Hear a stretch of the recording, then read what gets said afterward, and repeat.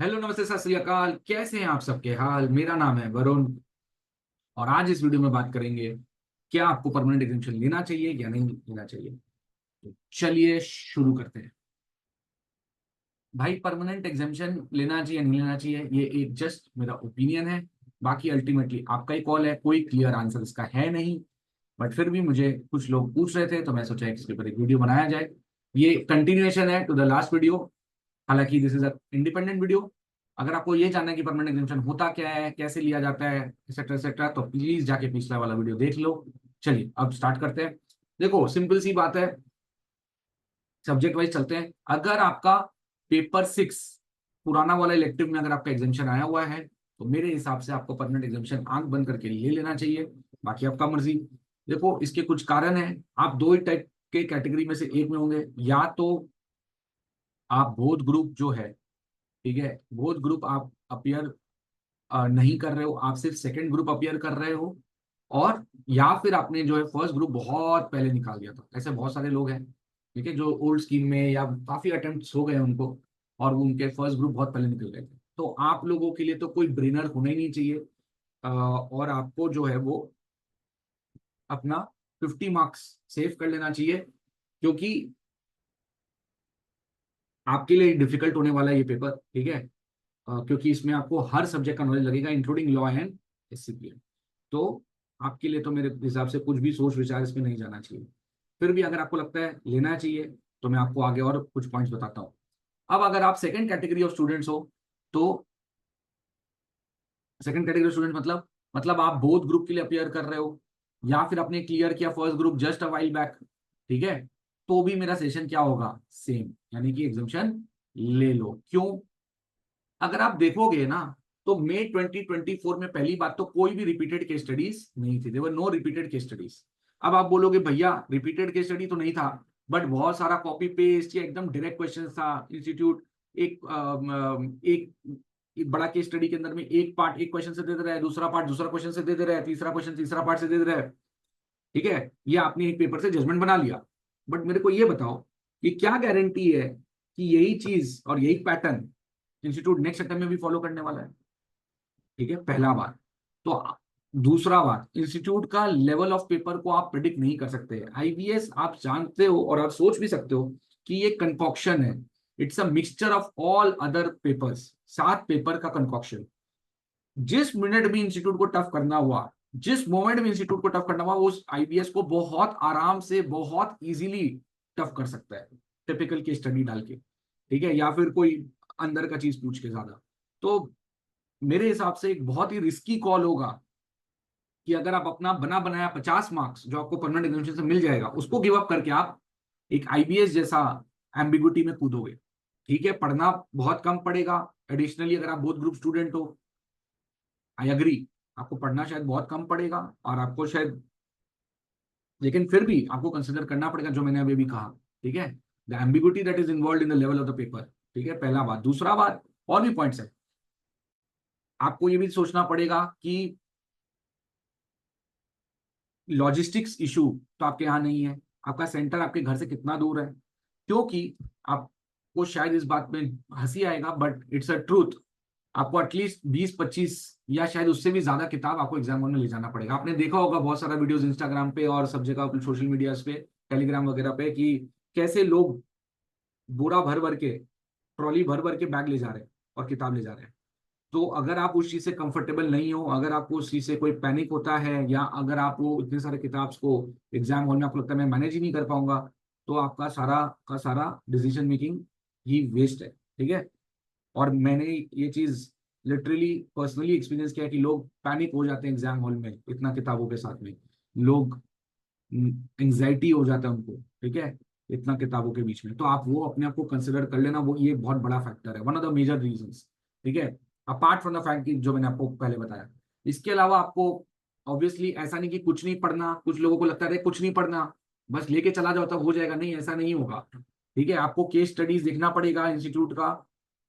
फिर से मैं बोल रहा हूँ, फर्स्ट अटेम्प्ट है, उसके वजह से आपने खाली एक जजमेंट बना लिया, ये ट्रिकी और ये मतलब क्या बोल सकते हैं, ट्रैप हो सकता है सेकंड अटेम्प्ट टफ आ जाए, या सेकंड अटेम्प्ट थोड़ा कंसेप्चुअल आ जाए, तब क्या करोगे? तो वहां पर आपका जो आपने केस स्टडी सॉल्व कर रखा है, इंडेक्सेस और आपका साथ साथ में आपको ये जो एक्स्ट्रा एफर्ट देना है, ये सारा आपको एक्स्ट्रा एफर्ट देना पड़ेगा। तो ये आपके लिए एक पेन पॉइंट हो सकता है, क्योंकि आप बोथ ग्रुप के लिए प्रिपेयर कर रहे हो, या आपका फर्स्ट ग्रुप बहुत पहले जस्ट वाइल बैक ही निकला हो, ठीक है। तो लेकिन मैंने आपको जो रीजंस बताया, तो मेरा कुल मिला के ओपिनियन यही रहेगा कि अगर आपका पेपर 6 में आपको एग्जामिशन मिला हुआ है तो आप प्लीज उसका 50 मार्क्स एंजॉय कर लो। वैसे भी एक बहुत हाई चांस है कि आप 50s में ही लैंड करोगे। हो सकता है आपका पेपर अच्छा गया या इजी आया तो 60s में भी लैंड कर जाओ, ठीक है। ओवरऑल आपका कॉल है, बट मैंने अपना ओपिनियन दे दिया, ठीक है। मैंने ये लिखा, you need to score 50 marks minimum. वैसे भी और उल्टा साइड का अगर सोचो तो आपको 40 तो लाना ही पड़ेगा डीटीआईडीटी में। तो 20 मार्क के लिए अगर आप सोचोगे तो आपको कितना एक्स्ट्रा पढ़ना पड़ जाएगा। वैसे भी अगर 40 लाना है तो आपको 60-65 का तो पढ़ना ही पड़ेगा डीटीआईडीटी में, ठीक है। तो 60-65 का राउंड पढ़ना पड़ेगा। तो मेरा तो सजेशन यही रहेगा कि आप थोड़ा सा एफर्ट और डालोगे तो आपका 50-50 आ सकता है, ठीक है, डीटीआईडीटी में। हालांकि वो भी डिफिकल्ट है, बट आपको ये सारा रीजंस मेरे को लगता है ज्यादा ओवर पावर कर रहा है डीटीआईडीटी का डिफिकल्टी को। आगे बढ़ते हैं। अगर आपका परमानेंट एग्जामिशन ऑडिट और डीटी या आईडीटी में है तो भी मैं बोलूंगा कि आप उसको ले लो। क्यों सर? इसका रीजन है भाई, देखो अगर एक ही करके बात करते हैं, अगर ऑडिट का बात करें, देखो आपने जो लास्ट पेपर दिया था वो दिया था 2022 के आसपास या वॉट एवर, वेनेवर आपने जब भी दिया था, ओल्ड स्कीम में दिया था, राइट।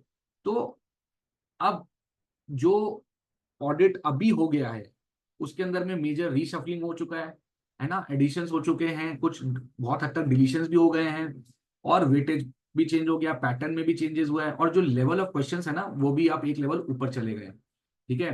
तो केस स्टडी बेस्ड क्वेश्चन ज्यादा आने लग गया है।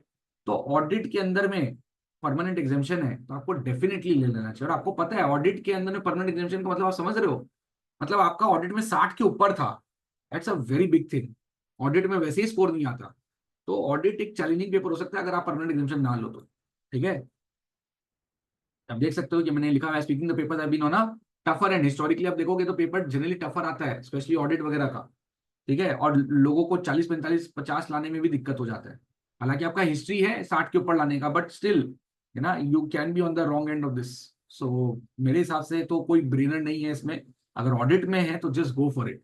Same with DTIDT. Main reason आपको पता है, इसका मेन रीजन है अमेंडमेंट्स, ठीक है। अमेंडमेंट अगर हो रहा है, होता है, हर अटेम्प्ट में होता है, और आपने लास्ट इसको 2 साल पहले पढ़ा था मोस्ट प्रॉब्ली, राइट। तो 1.5-2 साल हो गया। अगर आप आउट ऑफ टच हो इन सब्जेक्ट से, या तो आपका ये सब्जेक्ट में अभी भी टच आप प्रैक्टिस में या आर्टिकलशिप में या कोई जॉब वगैरह में, अगर आप अभी भी आउट इन टच हो तब तो अलग बात है, और आप अपडेटेड हो तो अलग बात है, बट अदरवाइज आपको इसमें दिक्कत होगा, बहुत मेजर दिक्कत होगा, ठीक है। इतना चीज को वापस से रिफ्रेश और एक नए लेवल पे वापस से समझ के पढ़ना। तो मेरे हिसाब से इसमें भी, ये तीनों सब्जेक्ट में भी I don't think you should risk it. और आईडीटी, अब लास्ट अटेम्प्ट देखोगे तो May 24 में काफी पेपर ट्रिकी और टफ आया था। तो मेरा तो यही सेशन रहेगा कि don't take even IDT casually, कि यार आईडीटी में आ जाएगा। आपको मेजरली ये देखना पड़ेगा कि आपको इंक्रीमेंटल एफर्ट कितना डालना पड़ेगा। अगर आपको आईडीटी में फ्री में 50 दे रहा है तो it's not a bad deal मेरे हिसाब से। बाकी आप कॉल दे लो। उसके अलावा अब आके बढ़ते हैं एफआरएफएम में। एफआरएफएम में अगर आपका एग्जामिशन है और परमानेंट एग्जामिशन का सिचुएशन आ गया है तो ये काफी ट्रिकी चॉइस है, आपके ऊपर है। मैंने कुछ पॉइंटर्स बताया है, आप क्या करो, पहले तो आप ये देखो कि क्या आप मेंटली रेडी हो क्या। सबसे पहला चीज ये है ना, उन्हें कहते हैं ना, मन के हारे हार और मन के जीते जीत। तो सबसे पहले आपको यही चेक करना पड़ेगा कि आप मेंटली रेडी हो क्या, ये एफआर और एएफएम को फिर से पढ़ना, इसके थ्रू जाना। Are you ready for that toy, ठीक है। अगर आप मेंटली रेडी नहीं हो, आप अपने आप को मेंटली कन्विंस नहीं कर पा रहे हो, then please stop reading this further, आप प्लीज, और आप चाहिए इसको परमानेंट एग्जामिशन ले लीजिए। अब मान लेते हैं कि आप मेंटली रेडी हो, आप सोच रहे हो हाँ भाई ठीक है ले सकते हैं, कोई बड़ा बात नहीं है, तो आप क्या करो, एक पीस ऑफ पेपर लो। अब वो पीस ऑफ पेपर में क्या करो, एक दो कॉलम बना लो, ठीक है। फिर एक तरफ लिख लो परमानेंट एग्जामिशन टेकन, और दूसरी तरफ लिख लो परमानेंट एग्जामिशन नॉट टेकन, ठीक है। परमानेंट एग्जामिशन टेकन, मान लेते हैं कि आपका एफआर या एएफएम दोनों में से एक पेपर में आपका एग्जामिशन आया, और आपने उस दोनों में से एक पेपर जिसमें भी आया, मान लेते हैं एक बार के लिए फॉर एग्जांपल एफआर में परमानेंट एग्जामिशन आपने ले लिया, तो एफआर में तो 50 मार्क्स हो गया। अब आप क्या करो, जहां पे जो कॉलम है ना विद परमानेंट एग्जामिशन टेकन, तो उसमें क्या करो, एएफएम और ऑडिट यानी कि जो remaining papers of that particular group है उसका टोटलिंग कर लो। Remaining papers of that group का टोटलिंग कर लो। टोटलिंग क्या चीज का कर लो, आप लिखो number of hours, you have to jot down total number of hours रफली that you will need to put in to score 150 marks in aggregate.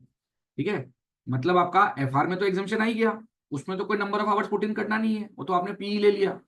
बचा जो 2 पेपर है उसमें कितना टाइम लगेगा आपको इंडिविजुअली 50-50 स्कोर करने के लिए। ठीक है, इंडिविजुअली 50-50 स्कोर करना, आपको ध्यान रखना, इंडिविजुअली आपको 50-50 स्कोर करना है दोनों पेपर में। ठीक है, तो आपको इंडिविजुअली 50-50 स्कोर करने में कितना टाइम लगेगा, ये आप एक जगह लिख लो।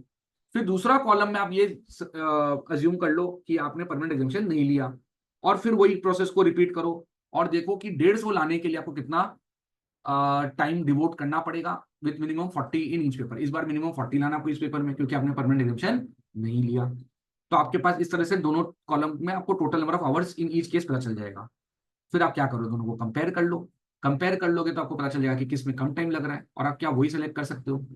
लेकिन खाली इतना ब्लैंकली कंपैरिजन मत करो, इसके साथ आपको कुछ अदर फैक्टर्स को भी की इन करना पड़ेगा। जैसे फॉर एग्जांपल आपको ये देखना पड़ेगा कि एफआर के अंदर में इंडिविजुअली जो चैलेंज होता है वो होता है लेंथ ऑफ द सब्जेक्ट, तो क्या आप उससे कंफर्टेबल हो या नहीं हो। एएफएम के अंदर में अंडरस्टैंडिंग ऑफ प्रैक्टिस आपका कितना सॉलिड है। ठीक है, वो आपको देखना पड़ेगा।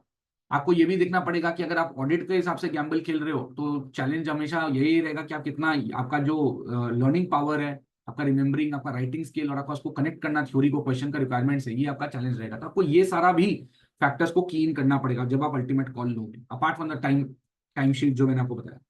ठीक है, तो ये सारा फैक्टर्स को कुल मिला के आप एक कॉल ले सकते हो। प्लीज एक चीज और ध्यान रखना कि आप पिछले 3 अटेम्प्ट से, ठीक है, फेल होते आ रहे हो। अगर आपका कोई अलग रीजन है तो that's a different story, but अगर आप पेपर के कोई मतलब सब्जेक्ट के वजह से फेल हो रहे हो, मतलब इन द सेंस दैट कि आपको कोई सब्जेक्ट के डिफिकल्टी के लेवल से फेल हो रहे हो, तो प्लीज ध्यान रखना। मान लो फॉर एग्जांपल आपको ऑडिट बहुत टफ जा रहा है, 3 अटेम्प्ट से ट्राई कर रहा है, आपको ऑडिट ही अटक रहा है, या मान लो आपको ऑडिट में आपका मतलब वो डिजायर्ड स्कोर नहीं आ पा रहा है, फॉर एग्जांपल मोस्ट केस में यही होता है। तो आपको ये चीज बहुत ध्यान रखना पड़ेगा कि अगर आप एफआर और एएफएम में एग्जामिशन ले रहे हो तो आपको ऑडिट में 40 नहीं 50 लाना है। ठीक है, तो आपका पेन पॉइंट जो था वो और बढ़ जाएगा। वैसा केस में आप कंसिडर कर सकते हो कि आप परमानेंट एग्जामिशन ना लो। ठीक है, क्योंकि आपका ऑलरेडी 3 अटेम्प्ट से एग्जामिशन था, और उसमें सपोज करो आपका फॉर एग्जांपल एफआर में 65 था या 70 था। जब 70-65 होने के बावजूद भी आप ओवरऑल ऑडिट की वजह से अटक रहे थे, तो आपको वो चीज सोचना चाहिए कि क्या अगर हम परमानेंट एग्जामिशन ले लेगा तो क्या ऑडिट में अब हम 50 लाने लायक है या हम ला पाएगा।